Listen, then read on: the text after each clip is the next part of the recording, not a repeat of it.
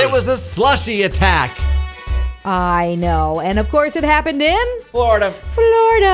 A gentleman named Rafael Mercado got arrested for a Slushie attack. Yeah. He and Kezia McKay Yeah. filmed themselves dousing random strangers and people with slushies. They then posted the video to their YouTube pages in the hopes of getting more hits. They've now been charged with conspiracy. Right. They found Rafael, but so far they have not found McKay. Right. Just yet. Do you know how cold and sticky slushies are? Uh-huh.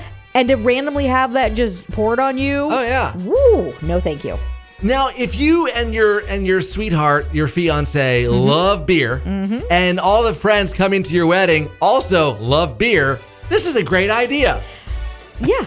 Replace your flower girl with a beer boy. Yeah. The drinks business website says a New Hampshire couple did exactly that. They replaced their flower girl with a beer boy. The newlywed couple, who says, I want to be anonymous, but I wanted to share what we did, had the beer boy walk down the aisle while tossing rose petals and beers to guests in the crowd. Right. The beer boy wore a Hawaiian shirt, so it was kind of like a little margarita feel to it. But yeah, so as he walked down the aisle, this little guy, a little bit of roses, a little bit of beer. Yeah, and I'm going to bet somebody right now saying, we should do that. What a great idea.